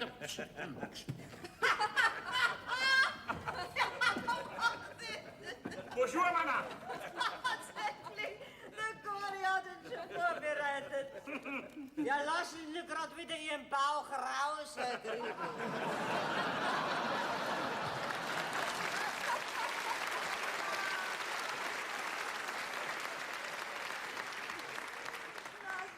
Am Mannsbett ist doch was Blödsinn. Oh, Tante. Na, was sagt's? Hab ich euch zu viel versprochen? Ja, lacht's nur alle. Ich verzeihe. Ja, da haben Sie recht, Herr Kriebel. Dann ist das Ihre Maschine, die da draußen steht. Ja, Niki, wenn Sie nichts dagegen haben, ist das meine Maschine. Ja, aber Sie müssen mich jetzt entschuldigen, ich muss schnell nach Hause unter die Dusche. Ich bin ja immerhin 25 Kilometer gestrampelt. Ja, Nicht? lassen sich nur nicht aufhalten. Ja, Madame, wenn ich vielleicht am Nachmittag noch mal meine Aufwartung machen dürfte, vielleicht? Heute Nachmittag geht's ganz schlecht mit der Aufwartung. Ja, wir haben uns nämlich sehr viel vorgenommen, Herr Ja, Kriebel. neue Vorhänge für die Fremdenzimmer. Oh, mon Dieu, mon Dieu. Ja, dann auf ein andermal, Madame. Ja. Was ist los, Dominik? Gehst mit nach, schaust du meine Rennmaschine an? Ja, also wenn du meinst, dass du Ruhe gibst. Komm. Also, auf Wiedersehen. Auf Wiedersehen. Wiederschauen. Oh, Madame! Für den Gott, Herr Kriebel. Ja, überblüht, da geht's nach. Ja, ich weiß.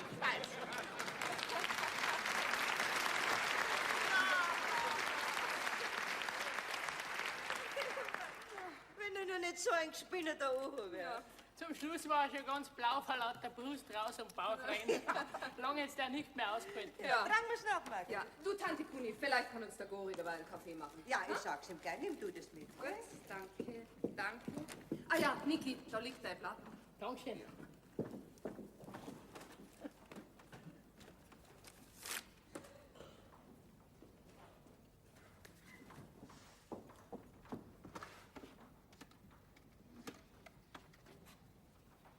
Hallo? Ich bin's. Psst. Du brauchst doch nur Ja sagen. Liebst du mich?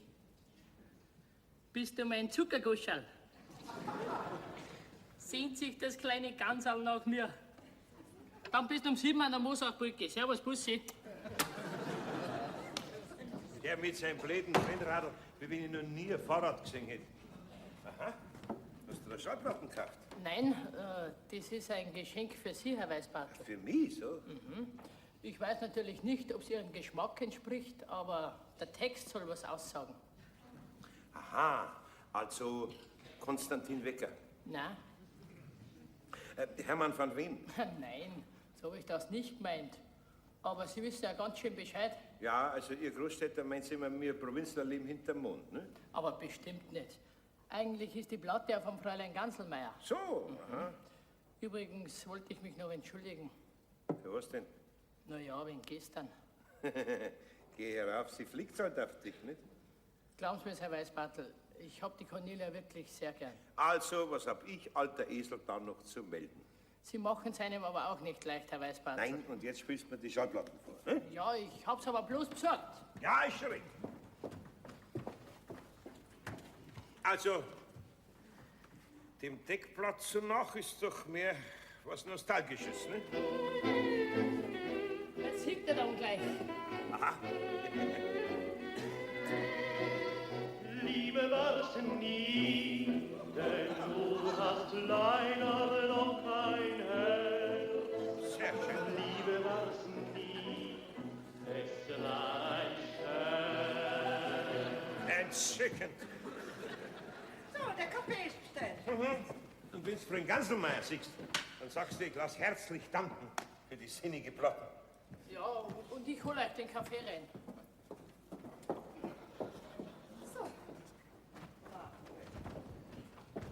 Jetzt hast du ihm noch nichts gesagt. Ja, Kuni, wir sind ja nie allein. Er ist ja jeden Abend unterwegs. So, wenn er jetzt mit dem Kaffee kommt, dann wird's ihm gesagt. Ja, So. Wo ist denn das Bild von der Marie? ich weiß nicht. Ach, da ist ja. Na so, was wird denn das da rein? Na, So, meine Damen, das ist jetzt der Kaffee. na, wer wird's denn schon gewesen sein, wo er doch jetzt erst einen Ganselmeier hat? Nimmer. Was nimmer? Die Cornelia hat er nimmer.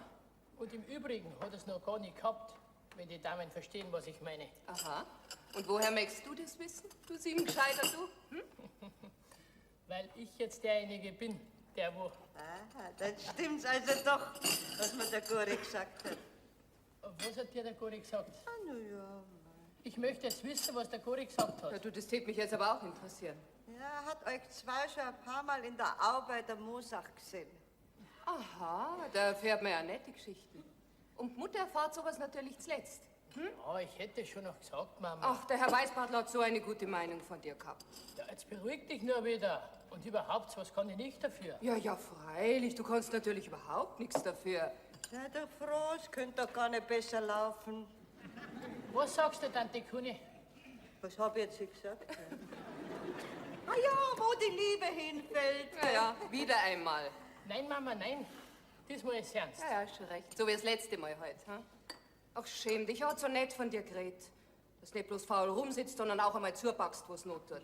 Und dass die Gäste schon auch gemerkt hätten, dass ein anderer Koch da ist. Wirklich? Wirklich, ganz lobend bemerkt. Schau mal her. Kennst du das Bild da in dem Album? Ja, das ist ja mein Vater. Genau, das ist dein Vater. Ja, aber wie kommt das Bild in das Fotoalbum von der Familie Weißbartel? Ja, jetzt blättern wir einmal zurück. Jetzt da schau mal her. Da war er ein halbes Jahr alt. Ich möchte jetzt wissen, wieso das Foto von meinem Vater in das Album Jetzt kommt. wart halt, Niki. Die Tante Kuni sagt das schon. Und da war er 4 Jahre alt. Sehr interessant. Ja, und das ist im Biergarten hinten. Und die Dirigors daneben, das bin ich. Das ist ja alles recht und schön, aber ich möchte wissen... Ja, jetzt wart doch nur gerade einmal. Schauen, das ist das Kommunionbild. Und das da ist im Hofbräuhaus in Freising aufgenommen. Ja, das weiß ich ja, da hat er gelernt. Genau. Und das da ist das Bild, das du auch hast. Ja, Mama, dann hast du mich angelogen. Ich hab dich angelogen und auch wieder nicht. Das verstehe ich nicht. Du hast zu mir gesagt, das da ist mein Vater. Ja, das stimmt ja auch, Niki, das ist dein Vater. Da hab ich nicht gelogen. Ja, aber du hast doch gesagt, dass er tot ist. Da hab ich gelogen. Niki, der Herr Weißbartel ist dein Vater. Na, Ja. das darf ja nicht wahr sein. Doch, das stimmt schon. Gott sei Dank, jetzt ist er endlich raus. Siehst du das? Jetzt weiß ich auch, warum der mir von Anfang an so bekannt vorkommen ist.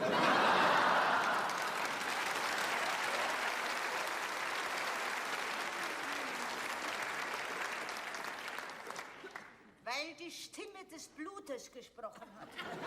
Ach, schmarrndante Kuhne, Stimme des Blutes. Die Ähnlichkeit mit dem Bild war's. 30 Jahre älter ist er halt. Sauber. Und ich habe ihm seine Freundin ausgespannt. Ja, da ist nicht schade drum. Meinen eigenen Vater spann ich die Freundin aus. Gebittchen sagt's, dass das ein Witz ist. Nein, es ist aber kein Witz. Ich flipp noch aus. Freut er dir wenigstens? Wer? Naja, dein Vater natürlich. Wer denn sonst? Ja, schon, aber eins verstehe ich nicht. Warum sagt er mir das nicht selber? Niki, der weiß doch von nix. Der weiß nicht einmal, dass er Vater ist. Na, das gibt's doch nicht. Der weiß von nichts. Nein. Der weiß nicht einmal, dass er ein Kind hat. Nein. Weil das kann auch bloß einem Vater passieren. Ja, einer Mutter kann sowas nicht passieren. Ja, und er hat dich überhaupt nicht mehr kennt, Mama, wie du vor 4 Wochen dahergekommen bist. Okay, Niki. Jetzt denke mal nach, was das für ein Schmarrn gesagt hast. Ach so, freilich. Du bist ja in Wirklichkeit meine Tante. Ja, obwohl es ja der Mene recht ähnlich sieht, aber mal nach über 20 Jahren, gell. Du, ob er dir gefällt? Ja, gefallen hätte er mir schon. Ja? Deiner Mama gefällt er auch? Oh, Tante Kuni, jetzt sei doch stark. Doch, sogar sehr gut. Aha, so ist das also. Na, nix ist also. Ja, der eigene Sohn erfährt sowas immer als Letzter. Weißt du was, Mama? Und jetzt schauen wir gemeinsam, dass wir ihn rumkriegen. Genau. Untersteht's euch. Ja.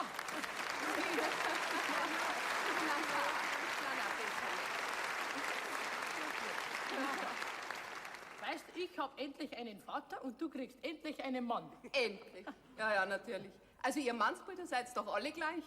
Was mich noch interessieren hätte, ist, wie hat er denn meine Mutter kennengelernt? Und dann- Später, Niki, später. Du kriegst auf jede Frage eine Antwort. Jetzt müssen wir zuerst einmal scharf nachdenken. Wir brauchen nämlich eine Strategie. Schon wieder einmal. Ja. Als erstes müssen wir den Fimmel mit den jungen Dingen austreiben. Ich glaube, du brauchst nicht mehr viel treiben. Auf dem Weg marschiert er nämlich schon. Na also, dann wird ihm das Weitere auch bald klar werden. Wieso? Was meinst du denn da? Die Erkenntnis, dass auch der Herbst schöne Tage hat. Und dass eine Spätlese nicht nur als Wein begehrenswert ist.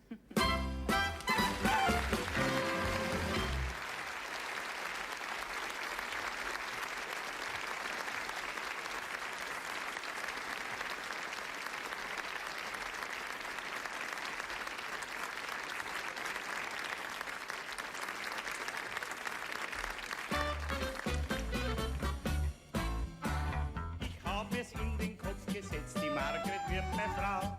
Ich schwärm für sie und sie für mich, das weiß ich ganz genau. Den Ochsenbräu, den Stolzen, den häng ich doch leicht ab. Bis der ein Weiberl anschaut, lauf ich neben ihr in Trab. Ja, in der Lier, da bin ich stur. Das liegt einmal in der Natur, dass an sich selbst ein jeder denkt und nicht sein Glück verschenkt.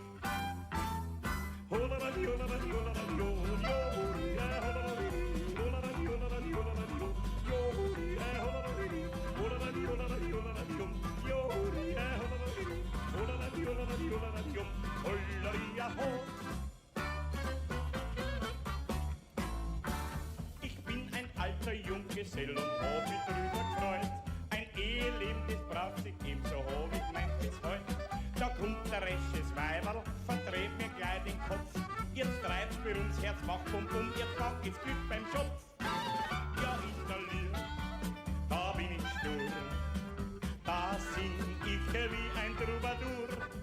Bis mich erhört die holde Maid und Jodel voller Schneid. Holaradi, holaradi, holaradi,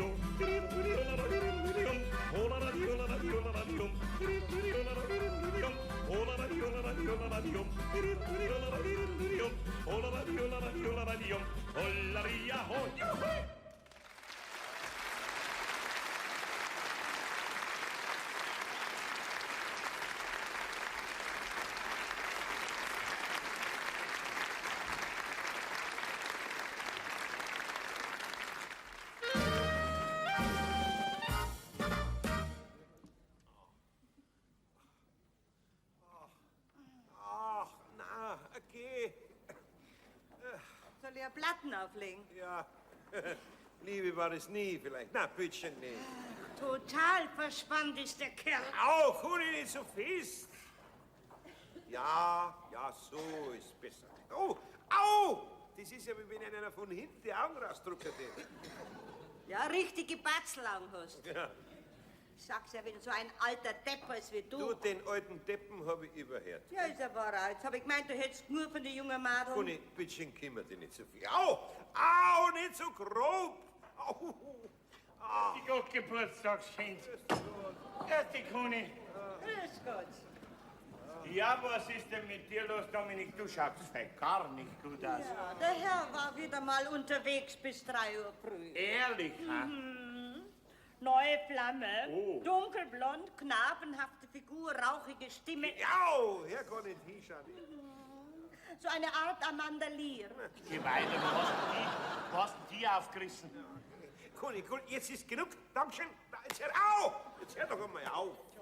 So, jetzt gehst du raus und sagst zum Gori, er soll dem Schani ein halbes Bier und mir ein Sprudelwasser und eine Kopfwehtabletten bringen. Warum nicht gleich ein ganzer Rell für alle Tag? Vergiss es. Ja. Wie geht's denn deine Pfoten? Ja, du, übermorgen kommt der Verband runter, gell? Tut's noch weh? Nein, eigentlich überhaupt gar nichts mehr. Drucken darf man es natürlich nicht wegen dem Geschäft ist halt. Ja, den Damen kannst du ja mit dem Verband nicht in die Haare hineinwühlen. Ja. Ja. Du, sag einmal, kommt's dann heute zu deiner Geburtstagsfeier, deine neue Flamme? Also eingeladen habe ich's nicht. Es ist ja nur im engsten Familienkreis, nicht? Ah, ja. Und die neue, meinst du, ist jetzt endlich die richtige? Ja. Jetzt kann man jetzt noch nicht sagen, wir waren ja erst einmal aus. Na, ja, gar so begeistert klingt das für nicht, Dominik. Servus, Johnny. Ja, servus, Gori. Soll ich dir einen Strohhalm bringen? Geht weiter, Spar. Nimm das Krügerl mit 2 Händen, schau her, geht wunderbar. Prost, die Herren. Ja, ist halt immer schlecht, gell, wenn man mit den Händen bremsen muss. Oh. Sag einmal, hat eigentlich die Huberin Anzeige gemacht? Ach, woher denn? Ein paar blaue Flecken hat's gehabt, das war alles. Stellt euch vor, bleibt dieses Rümpfig mitten in der Spanggasse stehen, buckt sie und bindet sie die Schuhbandel. Und ich komme von oben im Schuss runter. Natürlich habe ich es nicht mehr da bremsen können, Gori, nicht. Ja, und die Reaktion ist ja bei einem älteren Menschen auch nicht mehr so, wie es sein soll. Du sag einmal, wo gibt's denn sowas, dass ein Haus andauernd für den Blöd... Mir brummt der Schädel vor Kopf, bitte. Ja, da habe ich die Tabletten. Ess es. Ja, die kannst du auch selber essen, gell? Abgesehen davon, Gori, ist es immerhin noch keine Schande, wenn man als gereifter Mensch noch ein paar Interessen hat, nicht? Ja, Dominik, ich wünsche dir alles Gute zum Geburtstag. Danke schön, ja. Dass du gesund bleibst, ja, das ist die Hauptsache. Ja. 54 wirst du jetzt. Ja. Du, das ist ein schlimmes Alter. Erst Dominik fängt er schon wieder an. Ja, gerade in Bezug auf Frauen zum Beispiel. Gori, kannst du bitte deine Theorien und Erkenntnisse nicht anders machen? Ja, was ist? Ja, aber über dieses Thema, da reden wir zwar noch, gell? Ausgerechnet mit dem werden wir zwei über die Weiber reden, gell? Ja, weißt du, wenn ich mir so überlege? Ich hab doch jetzt 2 Junge ganz schnell hintereinander gehabt. Ja, also unter gehabt, da verstehe ich natürlich schon ein bisschen was anderes, gell? Ja. Nicht so, wie es du verstehst, du alter Lustbold. Sag einmal, geht bei der neuen auch noch nichts? Ha? Nicht einmal ein Puzzle. Na, sag einmal, was hab's denn dann gemacht, wie Sie ausgegangen seid in Schwabing und so? Von einer Diskothek in die andere sind wir gezogen. Und gesoffen haben wir, das heißt, ich, sie nicht. Ja, ja, Dominik, du bist eben dem Temperament von den jungen Mädeln nicht mehr gewachsen. Aber du? Ja, eher schon wie du. Erstens bin ich jünger als du. Ja, ein ganzes Jahr. Ja, und zweitens bin ich ein sportlicher Typ. Verstehst du? Durchtrainiert, Dominik, durchtrainiert. Aber weißt du, was mich jetzt interessieren wird? Wie bist du jetzt eigentlich zu der Neuen gekommen? Also, das ist so. Die Nicole. Hä? Ja, so heißt's, nicht? Nicole. Nicole, schöner Ja, Name. das ist die Freundin vom Niki. Ah, jetzt verstehe ich. Und weil dir der Niki das Fräulein Ganselmeier ausgespannt hat, hast du ihm jetzt auf dem Retourweg die Nicole weggeschnappt. Naja, also gut, so ungefähr, nicht? Ja. Jedenfalls ist die Nicole gekommen und wollte den Niki besuchen. Der ist kurz vorher weg und sie hat gewartet, aber gekommen ist er nimmer, nicht? Na, ist ja logisch, weil er wahrscheinlich wieder bei seinem Ganserl war. Nicht? Ja, und da habe ich ihr den Vorschlag gemacht, ob sie nicht mit mir nach Schwabing fährt. Ein Fass aufmachen, hä? Genau.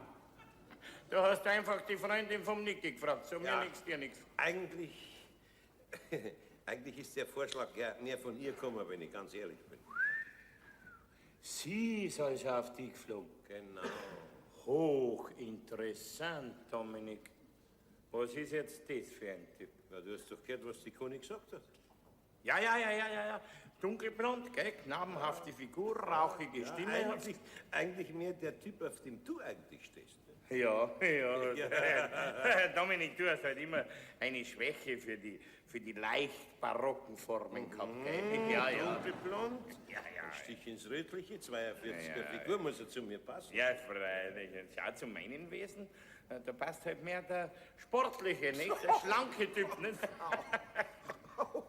Du, Dominik, ich habe jetzt da plötzlich eine Idee. Was wird denn das wieder sein? Du darfst mir jetzt nicht falsch verstehen. Schau, du hast die Frau, die eigentlich mehr zu mir passen. Der rein figürlich gesehen jedenfalls. Du kennst wenigstens eine, Ja, nicht? Sagen wir und so. was weiter? Ja, und ich habe halt die Frau, die mehr zu dir passen würde. Was hast du für eine Frau? Ja, was hab ich für eine Frau? Natürlich gehört es mir nicht im wörtlichen Sinn. Nicht? Ich rede von der Frau Margret. Ach so. Ja, Ehrenwort, es ist wirklich nichts passiert, wo man sagen könnte. Ja, und in nicht? der ganzen letzten Woche hast du ja die Pfoten verbunden gehabt. Ja. Ja, alles wegen der bläden Huberin. Du. Ein ganzes Jahr lang soll ich ihr die Haare umsonst richten, hat sie gesagt. Als Schmerzensgeld jetzt hör noch ein sozusagen. bisschen wieder auf mit deiner blöden Huberin und lass mich nachdenken. Ja, denk halt einmal nach. Also, du meinst, wir sollten einen Tausch riskieren? Ja, oh, Moment einmal.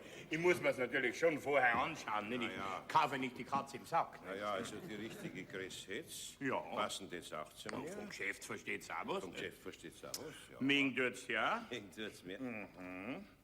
Wie kommst du denn da drauf? Jetzt pass mal auf, im Vertrauen gesagt, die 3-4 Mal, wo ich und die Margret miteinander ausgegangen sind, da haben wir eigentlich nur von dir geredet.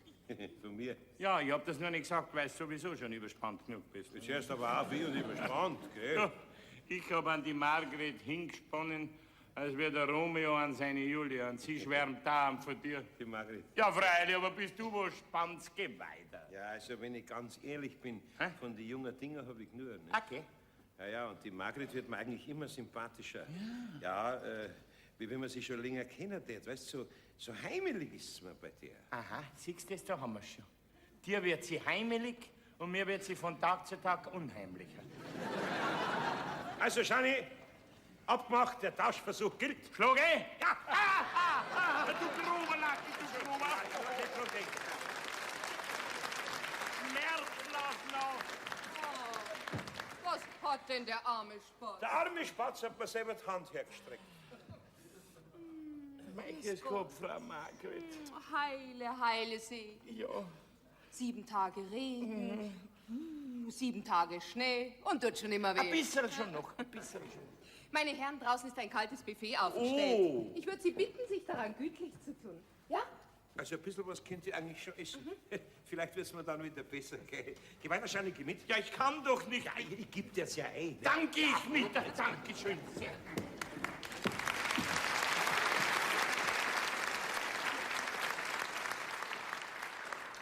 Ist die Luft rein? Ja, die sind jetzt draußen am kalten Buffet. Die Luft ist rein.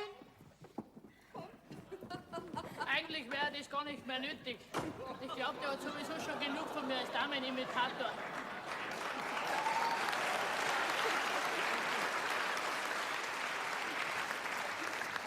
Sowas, also ausschauen, das wäre ein Transvestit. Sag einmal, in dem Verzug seid ihr ausgegangen und der hat überhaupt nichts gespannt? Ich habe natürlich geschaut, dass er möglichst schnell blau wird. Ja. Aber als Nicole bin ich doch überhaupt nicht eingeladen zu der Geburtstagsfeier. Aber als Niki. Glaubst du, mit diesem blöden Stöckelschuhen habe ich immer das Gefühl, ich gehe bergab? Also ich weiß nicht, ich glaube, es ist gescheiter, wir blasen das Ganze ab. Nix wird abblasen, der soll seine Lektion voll und ganz kriegen. So, jetzt komm her. Jetzt setz mal die Perücke auf. So, jetzt lass dich anschauen. Heute ein bisschen vorne rein noch. So, ist gut, die Franzerl schön. So, jetzt gehst du mal ein bisschen auf und ab. So ist es. Ja.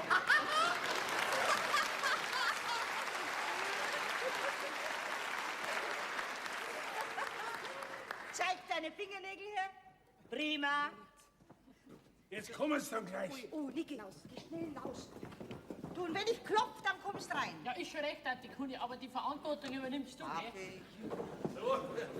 Da habt's derweil auch was zum Trinken. Geht mich schon, Dominik. Ich kam gerade mit einem Affenzahn von oben runter. Sieh, wie die gründlich mitten guckt auf der Fahrbahn. Der Unfallbericht. Auf die Bremsen, nein, war natürlich schon zu spät, Dominik, nicht? Ja, das sind Sie ja von Ganselmeier, grüß Gott. Grüß Gott, die Herren. Ja, grüß Gott, Freund, kann ich. Nein, ein bisschen. Ja, ich tät sagen, jetzt wäre was zum Trinken recht. Ja, das hätte ich auch sagen. Jesus, na, das Geschenk. Was ein Geschenk habt's auch, das hätt's aber nicht braucht. Doch, wir haben uns gedacht, wir legen alle zusammen und kaufen dann gleich was Gescheites. Ja, und die Idee war von mir, Dominik. Ah, von dir? Na, dann bin ich neugierig, wenn die von dir war. Na, du wärst aber spitzen, mein Lieber. Wo ist eigentlich der Niki? Der Niki? Ja, der Niki hat vorhin angerufen, er kommt später, an seinem Auto fehlt was. Was, an seinem Auto? Ja. Ist schlimm. Na, Kleinigkeit. Na, jetzt bin ich gespannt. Jetzt, ja. Ja, da, schau her. Ein Charivari. Ja, das ist wirklich eine gute Idee. Falls ja schon, Herr Weißbach. Ja, natürlich. Ja. Danke, halt recht schön. Dankeschön, Conny. Dankeschön für den Margret. Es ist so gern geschenkt. Ja. Wenn es ja nur gefreut. Ja, Dankeschön für den Ganselmeier. Ach, von mir ist doch ganz wenig dabei. Dankeschön, Conny. Bitte, von mir ist gar nichts dabei.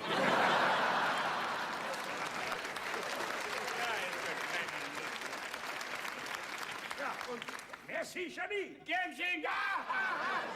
Du damischer Jubilar druckst mir meine Hand schon wieder. Hast du das ja schon wieder hergestellt? Soll ich Ihnen wieder blasen, Herr Kriebe? Nix mehr blasen. Nein, jetzt wird trunken. Jawohl, setzen wir uns doch Ja. wieder. Auf dein Wohl, Dominik.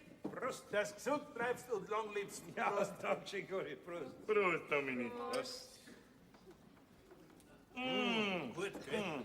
Oh, Frau Margret. Die Bohle ist ausgezeichnet. Wunderbar. Hat's doch gerade geklappt. Ja. Ja, klopft doch. Ach, grüß Gott, Fräulein Nicole. Hoffentlich störe ich nicht.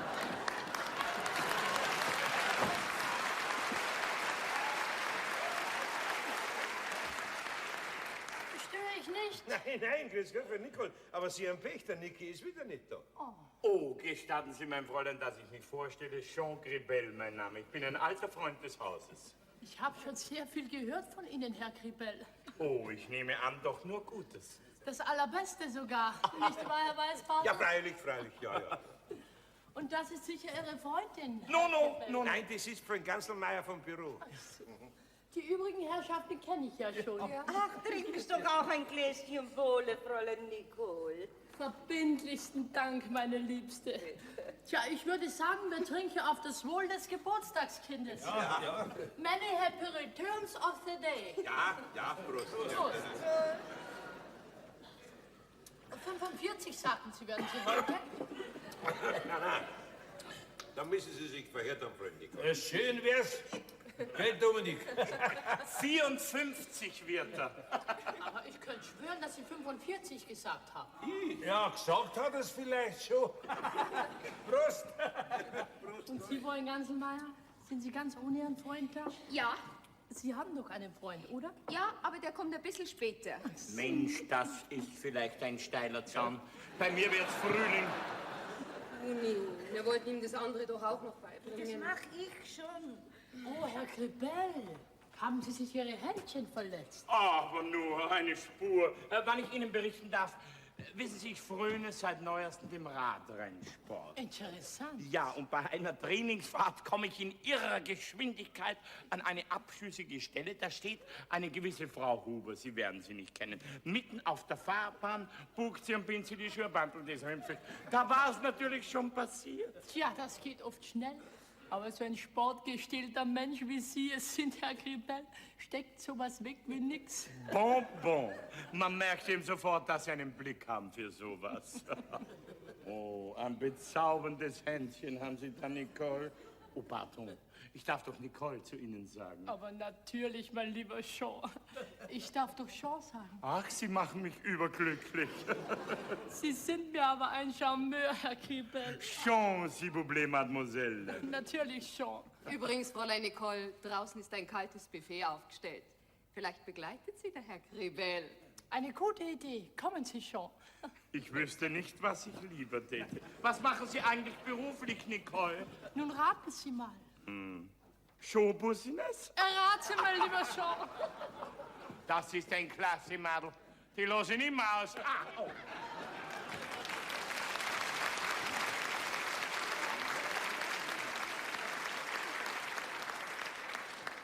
Tja, Herr Weißbartel, jetzt habe ich es Ihnen einfach sagen müssen.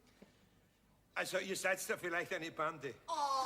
Jetzt hat sie es ja mal so doch gesagt. Oh, Margret, du Spielverderberin. Und er hat extra sein Bart riskiert.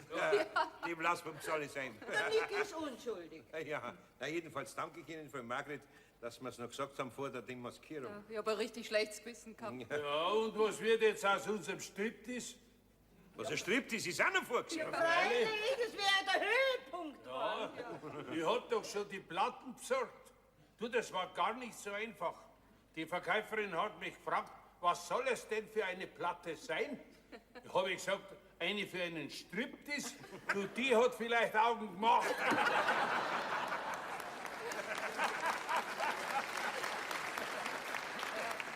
Sind Sie wirklich nicht böse, Herr Weißbartel? Ah, woher denn? Ganz im Gegenteil. Ich habe euch doch gesagt, dass er den Spaß versteht. Geht diese Frau halb entblößt von mir? Nein, Frau Huber, habe ich gesagt, Ihre blauen Flecken interessieren mich überhaupt nicht. Tja, ich habe Sie schon durchschaut, mein Lieber.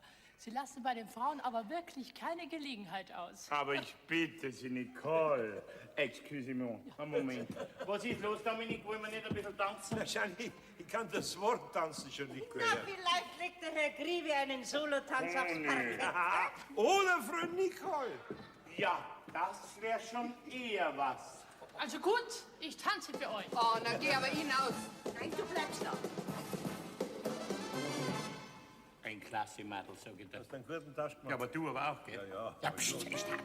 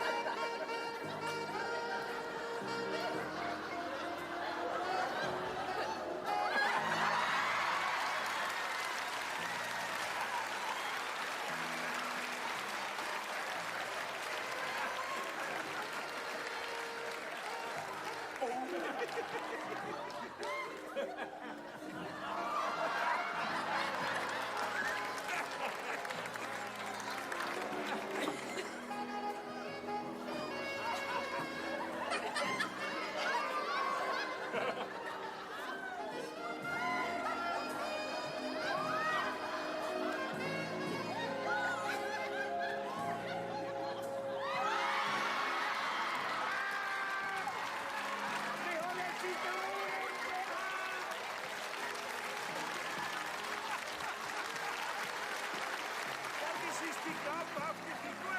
Ja schon, aber du sterben nicht. Halt mich! Die Haare sind angeholt! Also, bis jetzt war's noch jugendfrei. Mich trifft der Schlag. Dankeschön, wie war ich denn? Du warst großartig, Niki. Nichts für ungute Herren. Du brauchst dich doch nicht entschuldigen, wir haben uns königlich amüsiert. Ja, sind Sie gar nicht überrascht? Aber Niki, die beiden Herren haben doch längst gespannt, was los ist. Ich nicht. Oh ja, natürlich haben wir es gespannt, gell, Dominik? Ja. Nein, ausgezeichnet war's nicht. Also, und jetzt trinken wir alle noch einmal auf dein...